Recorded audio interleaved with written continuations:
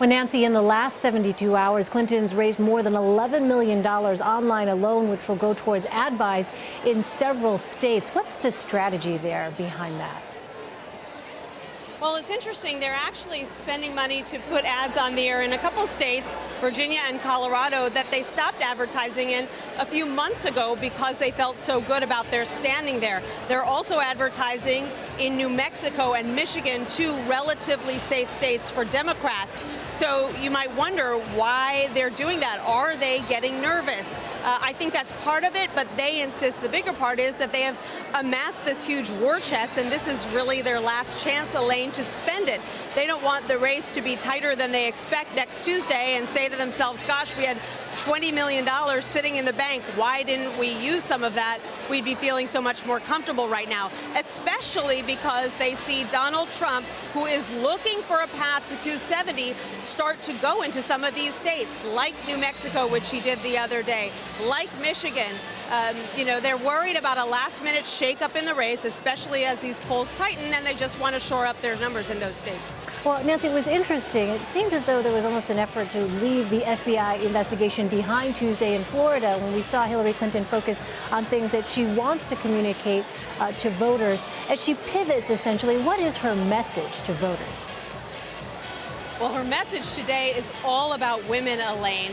She was introduced at her first event in Dade City by none other than Alicia Machado, the former Miss Universe, who became the subject of so much discussion after the first debate when Clinton brought up some of the things that Donald Trump had said about Machado after she put on a little bit of weight. And then Clinton really threw the book at Trump, saying that he doesn't view women as full human beings, that the fact that he was even able to find fault in the way Miss Universe looks shows that he is obsessed with the way that women look.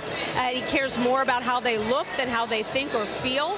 She said that he is fighting what parents are trying to teach their little boys and girls. The reason that she is focusing so heavily on this topic in the final week of the race, Elaine, and we are going to hear this day after day, is frankly because women make up more than half of the electorate, and everybody who isn't a woman has a woman as a mother or a sister or a wife, as a daughter, and can connect with the notion of putting women down. And frankly, Donald Trump has given Hillary Clinton a lot of material to work with on this front. So it is, I'd say, between this and talking about nuclear weapons and the fact that he can't be trusted with the nuclear codes, these are really the two biggest topics that she is addressing in her closing argument in this final week. We'll see how those lines of attack work. You mentioned the polls tightening earlier, Nancy. In these final days, the race does appear to be tightening. A new ABC News Washington Post poll shows Trump leading by 1 point.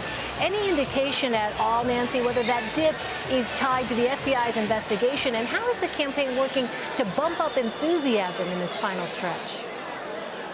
You know, I keep pressing campaign aides about this. What are you seeing when you look at early voting? Do you see any sign, for example, over the weekend that early voting and enthusiasm for your candidate dropped off because of the investigation?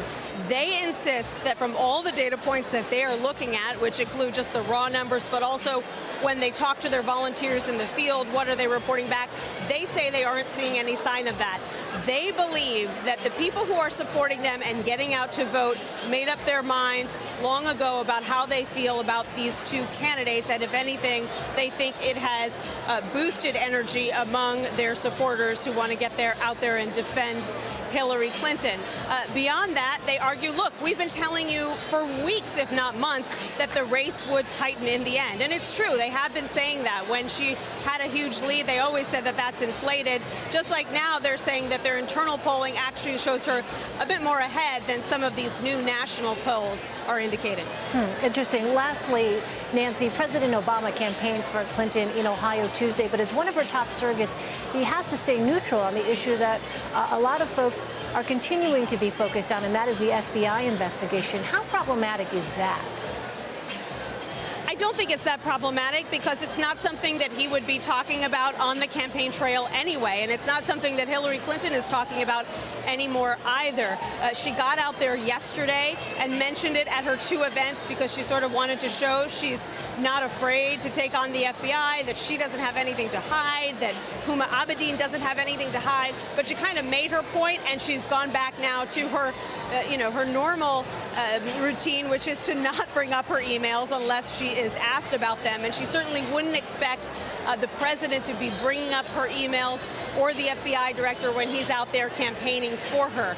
So I think the Clinton campaign is pleased that they've got a lot of other Democrats out there who are saying that the FBI director was in the wrong, even some Republicans saying that, and they don't feel that they also need the president to be weighing in on that as well. They think that he serves a different purpose, revving up voters in some of these battleground states. They say there's no battleground state they can't and won't send him to. They say that there are more states that he's going to that they haven't even announced yet. He's going to be full throttle over the next week. All right. Nancy Cordes reporting from Florida for us. Nancy, thank you. You're welcome, Elaine.